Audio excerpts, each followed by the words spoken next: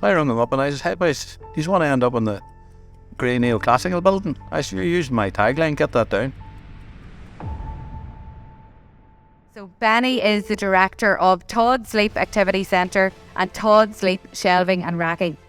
So Todds Sleep in its entirety employs over 100 people and has welcomed over 1 million visitors through its doors to date. Take what you need out of the organisation, take what you need out of the building, take what you need out of the institute, and on you go. You don't have to make friends in school. I honestly, that's the secret to the success of my business, and particularly Todds Sleep. The next customer that comes through my door is the most important customer in the world. So I met Benny last year for the first time when I rang him and said, Benny, Caroline O'Neill here, you don't know me, but any chance you'd make me an 8-foot orange gorilla for the Northern Ireland Social Media Awards? And he was like, I know, I'll call up, sure, and see ma. And I was like, right, so up I went, and, you know, he's the type of person that just gets stuff done, and that's the type of person you need to be when you run a business like that. But you are very straight talking, Benny, and you're very successful. But you told me when I came up to meet you that there's a reason why you're so successful, and it all started from your mummy. Do you want to tell us about that? Yeah, it's a long story. Oh, Benny loves long stories. I said, now Benny, it's only half an hour. Well, it started a long time ago. It started a long time ago, okay. What happened, I always put down my success to something, an accidental, sort of an accidental thing that happened. There's nothing to do with me. And my mother, God rest her, from the west of Ireland, from a place called Rostock, which is in Blue Bay, most beautiful place in the world. And she met my father in England. Now, my mother was sent at the age 13 to gather potatoes in Scotland. That was the norm. The 4 or 5 sisters went, but she never got home. She got a job as a housekeeper with a local doctor, and so made it from Scotland to end up in London, met my father. And the reason that I'm called Benedict is because I got married in St. Benedict's Church in Elam, Broadway. But anyway, she had a couple of children. She had 3 children. She had a girl and a boy and a girl. This is in the 50s. And then she lost the next 2 babies. So that time, not like now, and it's a tragic thing. It affected our family, and with a daughter of mine recently. And it's a really tragic thing. It's a really tough thing on a woman, and it's a really tough thing on a family. So she lost a baby. And then she went again and she lost another baby. And in those days, like, baby was born in the hospital, baby was taken away, that was that. There was no tablets, there was no pats in the back, there was no poor wee woman, there was none of that. There was get on with it. And then I was born. So I was a wee special baby. So this is a wee special baby. He is very special. But then, tragedy or luck or whatever you want to look at it, the child after me lived a very short space of time and then died. So then I, instead of being a special baby, became a very special baby. And I remember when I was 2 and 3, when his mum was walking about, and with our friends, and she used to go into the house and, oh, that's your wee special boy. So I have always... That's special. Well, We are. We are. We are. Yeah, definitely are. If you ever hear me talking to any of my grandchildren or any child, always tell them how brilliant they are. Because they are brilliant. Everybody's brilliant. But a lot of people don't be told that, and a lot of people never find out. And one of my stories when I was about 3 or 4, I was very, very small. And my mother was very religious, and there was some hoo-ha on at the chapel, and the Cardinal Conway was there. And I was brought along, and Mama had me by the hand. And she had to get meeting the bishop, because the bishop is very important. Oh, God, I was traced up to meet this boy anyway, and I looked up. And this boy in a dress with a big funny hat on him, I couldn't get over why anybody would wear a dress. This is what I was trying to process. So Mama... Years ago, student. Mama was being... well, it was long before modern society. Yes. But I was looking up, and he was looking down, and talked to Mama, and he bent away down, he looked right down at me, and he says, what do you want to be when you grow up, young man? And I sort of didn't know what to say, and I says, I want to be successful. My God, at 4 years old. I was at school, so I was 4 or 5. I was very, very small. But the headmaster, who made a very big dent in my life, he was there. And he was one of these pretentious souls who said, oh, do excuse me, Your Eminence, he didn't understand you.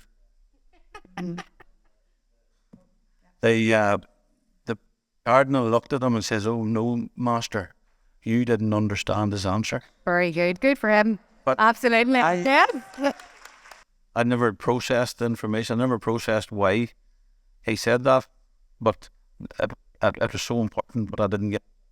Yes. Well, Benny, you are, so I suppose that you always think about that with your own children. God, do I tell them that they're as special as they are? But it shows you how when you're very young, it can have an effect on you for the rest of your life. So whenever I was up with you, you talked about how you were a bad rip at school. I want them to get child now. No. So there is a running theme through a lot of the guests on the podcast where academically they weren't what they should have been at school. Well, and I'm not saying ability-wise, I'm just saying you had no time for it, right? Well, I was asked back to St. Kieran's High School to be guest speaker on prize night, and I went up to the podium and I said, really enjoyed it because I always knew it was going to happen. And it says, "Ladies and gentlemen, I'm delighted to be here. And the last time I was in this room, I was told not to come back." But guess what? I'm back. I'm back. Just shows you. So yeah, like I think there's a lot of emphasis put on academic, and rightly so. Like it is, we all want our children to do well, and we wanted to do well at school. But you know, sometimes the most aspiring entrepreneurs and business people are not the people that got the grades, right? It's about more. It's about grit and determination, and you will be back, and you were back. So the school thing, I remember when I started for secondary school, and there was whatever 8 or 9 classes or whatever. I was first, second, or third in every single subject from I started till I was a third year. So you done tests at Christmas and you done tests at summertime, and I was either first, second, or third every single subject. But in fourth year, I was either last, second last, or out of the class, and absolutely nobody noticed. I didn't notice. My parents didn't notice, and the teachers didn't notice. So it was a totally different era. So I fell out of school when I was 14 or 15. But my advice to any youngsters now, and I do a lot of talks in schools and about business and about getting into business. But my advice to kids is the education's there. Forget about the personalities. Learn the stuff. Don't get involved with the teachers. Just learn what's in the room. Learn what's there. Take what you need out of the organisation. Take what you need out of the building. Take what you need out of the institute. And on you go. You don't have to make friends in school. But that's the mistake I made. I took everything very, very personally. Well, look, I suppose when we're young, you know, it's such a vulnerable time when you're at school. So, but looking back, it's good advice now to give the young people. So, you know, people talk about it now, whereas years ago, you just shut up and went to school and you didn't, you know what I mean? You did answer back, but I didn't. Well, when my age group was at school, if you got a cough in the ear at school, they told you about it at home and you got another one. Exactly. But look, you know, there's a long story, and me and Benny sat and talked for hours, and we have only got half an hour in the podcast. So I'm trying to like bring his best bits into this half hour so you get value. Like you spent your first 30 years finding your way, and you said something to me and I thought it was really, really good. Sometimes people who are wandering aren't lost. I was listening. Most people. Is that what you said? Right. So explain what you mean by that, because there is a lot of people, sometimes you feel like, I'm running around, I'm doing this and I'm doing that, and what am I really doing? Am I making any impact? So what do you mean by that? I think people get comfort. Well, a lot of people don't wander and they don't look. I'm one of the people that I look and I see and I look at everybody else is doing and I analyse what they're doing and I figure out what they're doing. And a couple of really big breaks I got in business. Well, you could say I'm nosy or you could say whatever you want, but I met a guy on an airplane. He was talking about the Boss Moscow project, which was a Russian-American business thing before the wall came down. And when I got off the plane at Heathrow, I had just signed up to become a member of that and set a business up in Russia. Now, it didn't work, but that's beside the point. I was a professional photographer for a very well-known publication. And I said, that's not much crack. And I'd done a whole lot of things. There's absolutely no end to the things that I tried and the things that I'd done. I was working at Heathrow and I was listening. I was actually doing a job at Heathrow in a warehouse. And I heard two managers scolding about the price they were paying for the storage of airplane seats that were involved in the 1988 Manchester air crash. And I heard the conversation about how much it was costing.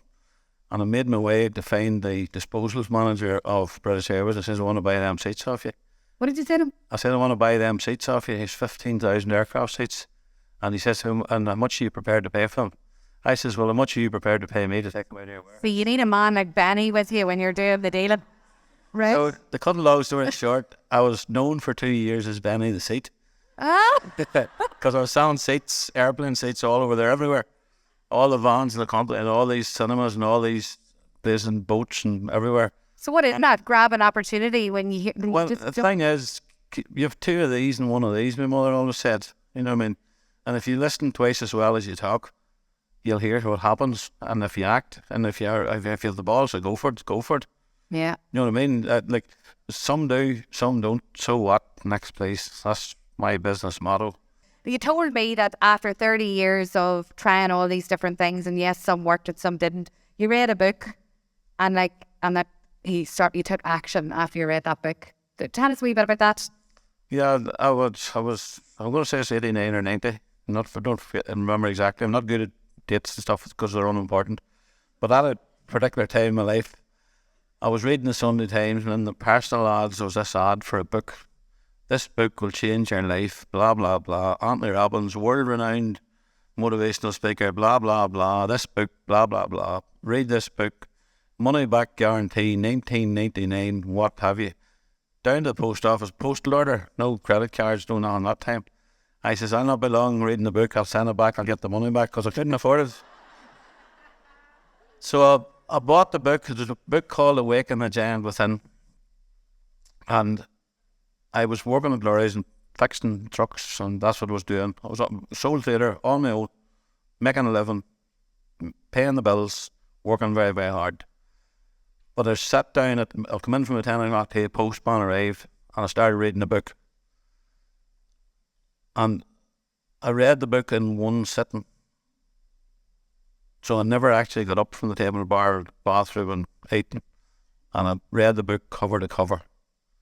And I closed the book, and I closed my business, and resigned. I think it was 5. I was on the chairman of a youth club, and I was on the parish council, and I was on the Buddy Bear Repeal Fund, and I was on all these charities, and I shut everything down, and I closed my business. And Patricia, my wife, says, and what do you think you're going to do? And I says, well, I don't know what I'm going to effing do, but I'm not doing this anymore. So there's a wee recurring theme here. So I says to Benny, don't F too much, don't know we're on the podcast. So he's changed it to F'ing rather than the full word. So that's good. It's usually pure, but I try not to. But I was sweating there and using. I should always remind you that people who swear a lot are very honest. I get that, but I get that, and I know everybody here gets it because they come to my podcast. They know F it. You know what he means. Very passionate, but. So that book, whenever everybody's got, I suppose, a period in their life when they hit something, they're like, do you know what? Now is the time. I'm going to take action. I'm going to change. Yours was the book. And, along that way of those 30 years, like you made mistakes and things failed. And you said something to me, and like it happened to me in my life too. But when the horse is dead, you have to get off the horse. You missed a word there. What is it? You missed a word. Benny, Leave that out. And when that horse is dead, you have to get off the horse. F it. And that's a very simple thing, and there's a lot of businesses, and we all know businesses where people are napping their pan out and they're killing themselves for pride. And you see it a lot in the farming community, and they're starving to death, and they've these big fancy tractors and all this crap going on, and they're making no money. And they don't realise that the horse is dead. If the horse is dead, get off the effing horse. I know, I understand that. And I think pride is a big thing for businesses and people, because you work your butt off and you're like, oh my God, I can't let this go. But at the end of the day, your life's going to suffer if you don't make that decision. You don't lose your shirt. You said. Well, it's not about losing your shirt. If a thing's worth, like, my PA who really put me on my feet, my girl called Patricia, is sitting down here. Fantastic girl. My business in total disarray. I was using the stack system on my desk. When the papers were in a stack, when they fell over, I took them to the accountant. And Patricia walked into my business and she put her 2 hands on her head. She says, oh my God, what have I done? Because she had a really good business. She had a really good job with a big company locally. But she really put us on our feet. She was the prop that I needed to do what I was doing, and not let my sort of madness, if you want to call it for a better word, or my Crazy. searching or craziness or whatever. Like a lot of people say to me, you're effing crazy. And I said, thank God, don't you try and fix that. Because some of the things I've done are crazy. And I just said at the table there before I come up, the reality is that if you analyse what I do, you'd say that boy's not wise. But there's nothing wrong with that. I'm living my life the way I want to live it, and I'm running my business the way I want to run it, and I'm doing what I want to do, and I'm happy with that. So once you find what you're doing, and then you get the right people behind you, unfortunately, whenever in my business, I encourage everybody to start their own business, follow their dreams, and when I get really good people that they swan off and start their own successful businesses. I know, but you're a supporter and you're an encourager, and that's what makes you so like charismatic and special. So I think that you'll never lose that, because you just are that type of person. But so you went to the bank manager and you told him about your vision that you had after you read this book, and your vision was for an off-road driving school, and he backed you. Now, who is he? Because we can't find them men. Well, Jim Talon is actually originally from Coleraine or Port Rusher, so we moved to Ballygolly, and I had this big long conversation about what I was going to do, and I was going to put the Land Rovers here, and I was going to put this there, and I was going to put clay pigeon shooting there, and I was going to park the buses there. And he looked at me, and I thought, I've went too far with this now. This boy thinks you're another. And he lit a cigarette. It's the longest draw of a cigarette in my lifetime. And he goes, this big long, I got a road to War and Peace when he was sitting. And then he blew the smoke all out, and he says, that sounds better than cattle. I think we'll go for that. Happy days. So my business plan was verbal, but it was a business plan when I look back. And now if anybody has to do anything, they have to write these monuments of stuff, and it's the same thing. Somebody has to read that information, and somebody has to process that. But I always say in all the things that I do, I still say it when we're doing even invoicing or even insurance work or even anything to do with investing and that, I said, don't worry about the numbers, get the narrative right. Get the narrative right. So explain what you're doing. If you're doing a business plan, you want a total stranger to read the business plan and say, God, they're onto something here. And a lot of people don't do that. There's been better businesses than mine have failed miserably, and there's been better businesses than both of them again that have never even been started. Do you know what I mean? So take the plunge, go for it. Like, there's nothing stopping you. Absolutely nothing stopping anybody doing anything they want in this day and age. This could possibly, this thing I'm about to tell you, be the best thing you hear all day, although I might say this a couple more times today. But Benny said to me that it was a weekend business for a few years, but then in 2001 things started to change. And I had asked you about that, and you said to me, if you're it, you say you're it. Yeah. What does that mean? Well, we had this activity centre, and we had an off-road driving centre, and we come up with this thing called corporate entertainment. There was no column in the Yellow Pages, which is, I could talk about Yellow Pages. What's that? What's the Yellow? Oh, so before the internet. Before the internet, you had to know how to use Yellow Pages, Thompson's directories, and there was no heading for corporate entertainment. So I actually got that created. Corporate entertainment, Todds Off-Road Driving Centre, blah, blah, blah. And I found out around that time that when we put the proper narrative on our invoice for what we do, and this is very important, so whenever you come to my business to enjoy a day out with your business colleagues, it's 100% tax deductible because it's corporate entertainment, it's not a jolly. Oh, look at that. So you have to understand English language, you have to understand the rules. And sometimes the rules are against you and sometimes they're in your favour. But when the rules are in your favour, go for it. The Dig podcast would not be possible if it wasn't for the support of the fantastic partners who team up with us each series. Series 6 is in partnership with Invest NI, my new business. Mia was starting a new business and needed financial assistance and advice. She visited My New Business and accessed a directory of local support schemes.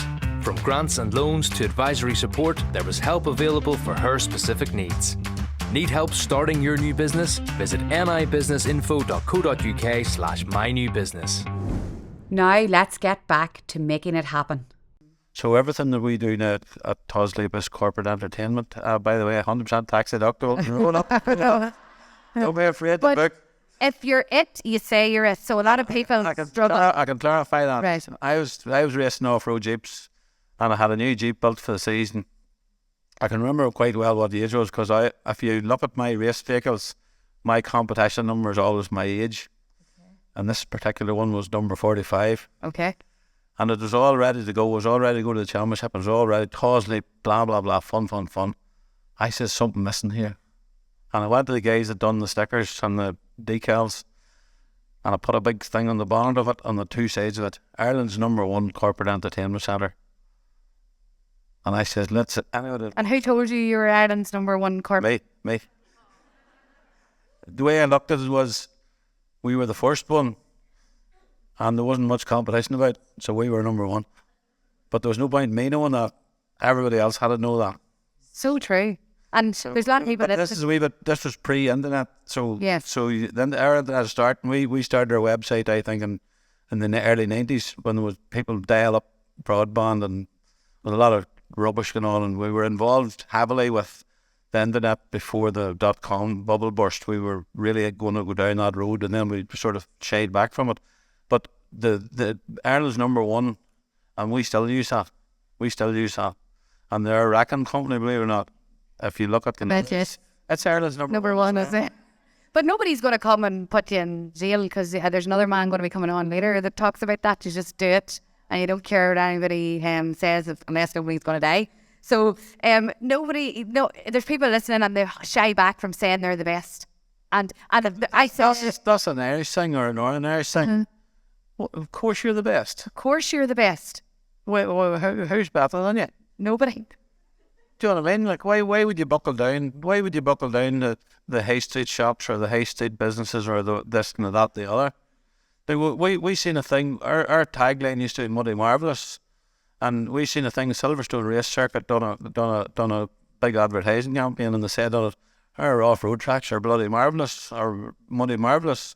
I rung them up and I said, hey boys, do you want to end up in the Grey Neoclassical building? I said, you're using my tagline, get that down.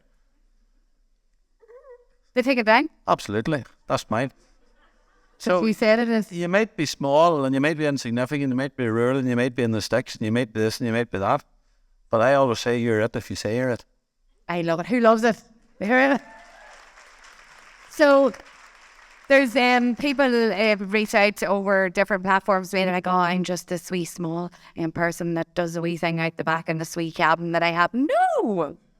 Or not. And I always try to reinforce that, but when you said it to me, I was like, hi, everybody's it because we say we're it. So if you take anything away from listening to this podcast, you believe that your business is, you started it because you believe you're the best at it. So tell people like Benny, right? Don't be shy. What? Don't be shy. Don't be shy. Advice to this. We've got a policy which is some do, some don't. So what? Next, please. There you go.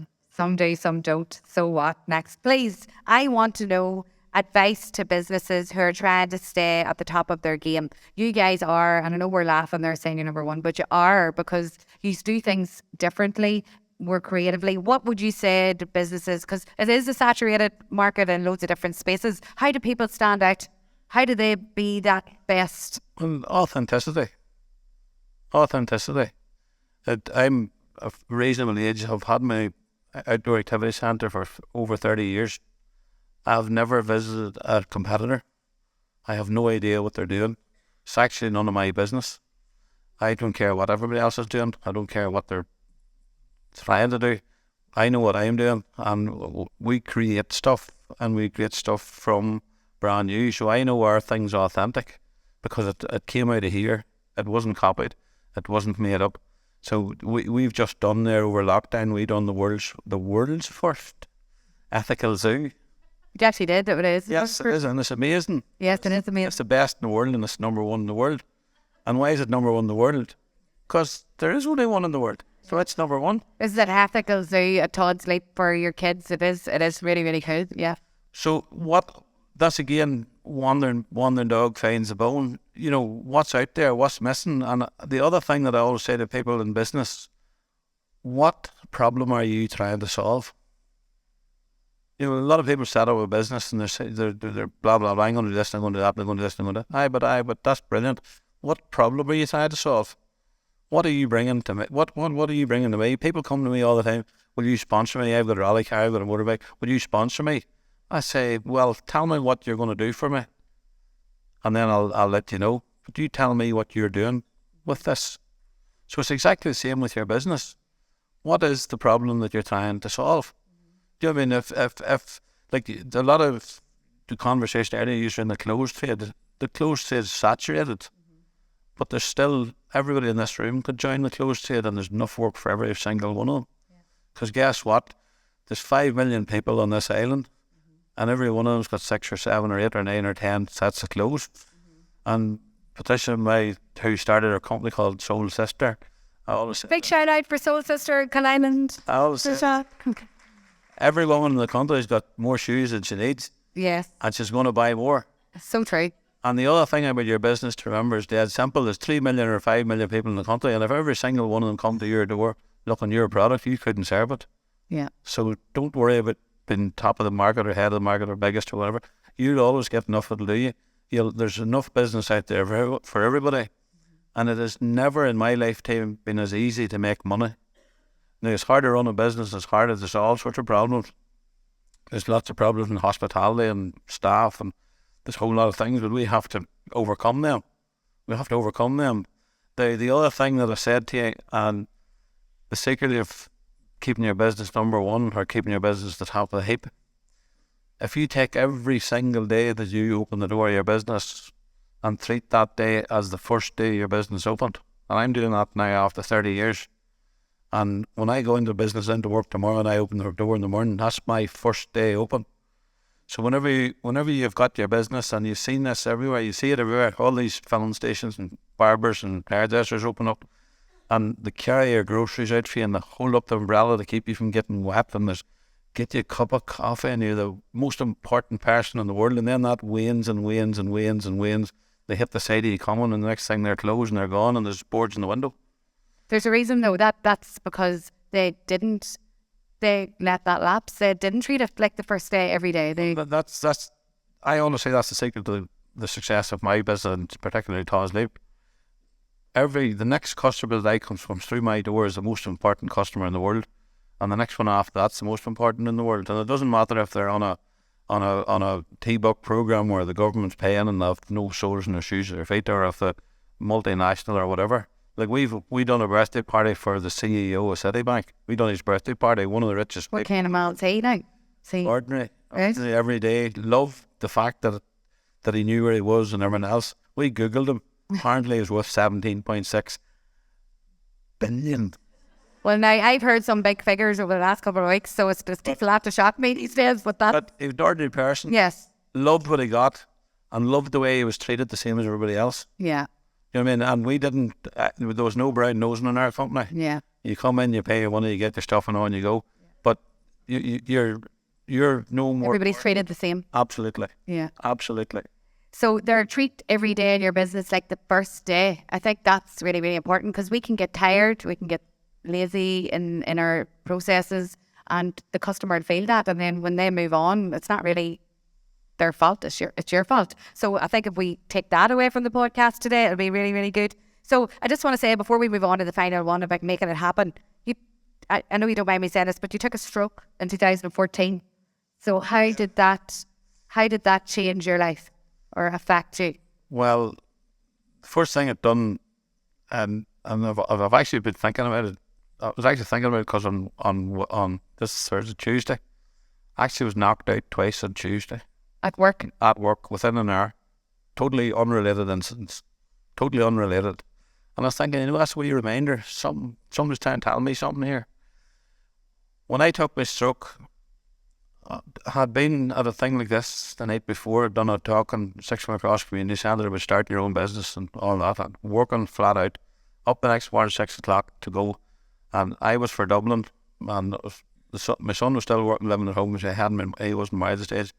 But I rattled his door on the way past. Come on, go to bed. And didn't use any F words.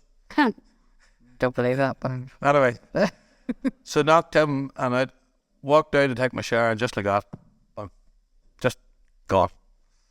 And very, very lucky that my son was leaving. He says to me, "Patricia, why is he not away?" And he's out shouting to me about me being late, and he's late. And she says, well, if he's late, there's something wrong, because he never late. So I'm back down there, I'm lying in bed. I went back to bed. I tell them to leave me alone, one lying, blah, blah, blah. But that's not what was coming out of my mouth. I was gone, paralysed down the right side and all the rest. And I have to say, it's the best trip I've ever been on, in terms of, I don't know if it was hallucinatory drugs or dying and coming back, or an afterlife experience, or being coked out of my head. I don't know what it was, but it was brilliant, right? Absolutely brilliant. And I realised what Martin Luther King said: I have been to the top of the mountain and I have seen the other side. It's either something fantastic waiting on us, or I had a really good psychedelic trip. Either way,